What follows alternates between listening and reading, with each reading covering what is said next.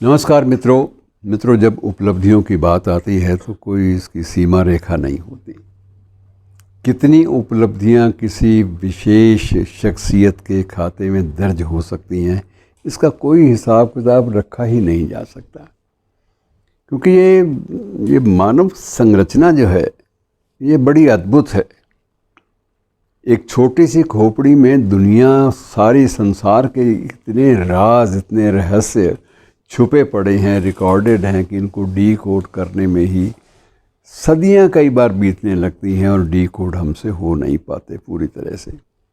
और ऐसी एक शख्सियत हैं जिनको अगर पूरी तरह से कोडिफाई करना चाहें, जिनको डीकोड करना चाहें, जिनके जीवन वृत्त को या उपलब्धियों को, तो उसके लिए भी मेरे जैसे अदने व्यक्ति के लिए तो उसको तो कई जन्म लेने पड़ेंगे, तब जाके मूल्यांकन पूरा होगा।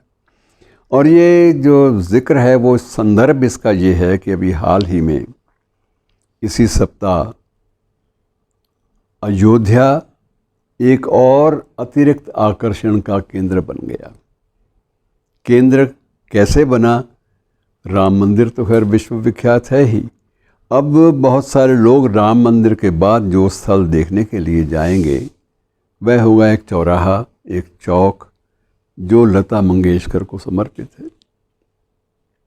अब ये आप कहेंगे कि ये कहाँ दूर की कौड़ी है कि राम मंदिर को उससे मिलाने का कोई सवाल ही नहीं है। अपनी एक ऊंचाई और अपना एक कद है हर वस्तु का, हर निर्माण का। राम मंदिर अपने आप में, उसके लिए संघर्ष जो है वो भी दशकों तक चला, रादर सदियाँ भी बीत गई।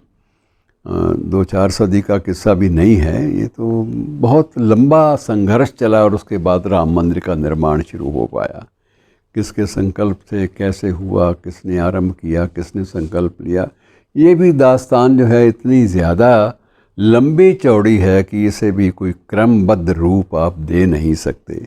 लेकिन मोटे तौर पर यह है कि एक विश्व की अनूठी एक कृति जो है वो तैयार होने जा रही है राम मंदिर के रूप में, जिसमें कितने ही उस काल के, त्रेता के युग, द्वापर के युग के कितने ही रहस्य उसमें उजागर होंगे और कितनी ही ज़्यादा जो उपलब्धियां उस युग की भी हैं वो भी उजागर होंगी। कुछ एक उपलब्धियां शिलालेखों के रूप में होंगी, कुछ एक उपलब्धियां मूर्तियों के रूप में दर्ज होंगी, कुछ एक उपलब्धियां हर स्थान पर बनी कलाकृतियों के माध्यम से उजागर होंगी। और ये एक ऐसा निर्माण हो रहा है जिसकी उम्र थोड़ी बहुत नहीं है। ये सोचकर नहीं किया जा रहा कि ये निर्माण 100 वर्ष तक ही रहेगा। ये निर्माण भी आप ये कह सकते हैं कि ये अनिश्चित काल तक बना रहेगा। जब तक सृष्टि है तब तक बना रहे कोई भी निर्मिति या कोई भी उपलब्धि। इसका संकल्प यही है कि ऐसी एक उपलब्धि जो है वो दर्ज की जाए इतिहास के पन्नों में, जिसका अस्तित्व अनिश्चित काल के लिए, अनंत काल के लिए बना रहे। तो ऐसी एक उपलब्धि जो है दूसरी हमारे सामने, जो वहाँ चौराहा बना है, चौक बना है, लोग उसको भी देखने आएंगे। और ये लता मंगेशकर के नाम पर है। लता मंगेशकर को उसके जन्मदिन पर इस बार प्रधानमंत्री ने विशेष रूप से याद किया और प्रधानमंत्री सदा उनको अपनी बड़ी बहन मानते रहे। और कई बार तो ऐसे अवसर भी आए जब वो रक्षाबंधन के दिन भी उनके पास स्वयं गए और आदर और सम्मान और प्रगाढ़ स्नेह की अभिव्यक्ति के लिए उन्होंने राखी भी बंधवाई। एक श्रद्धा का एक भाव था जिसके अंतर्गत वो उनसे किसी भी रूप में जुड़ें।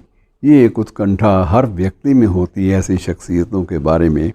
और लता मंगेशकर का आप अंदाज़ा लगाइए कि बड़ा उनको, उनके कद को नापना और उनको किसी भी रूप में कुछ शब्दों में बांधना ये संभव नहीं है।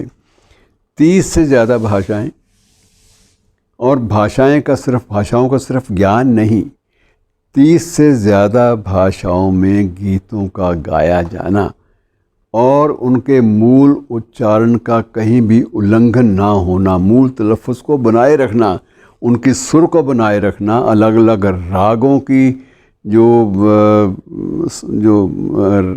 रागों की जो धुनें हैं उनको कहीं भी खरोंच भी नहीं आने देना, ऐसी थी लता।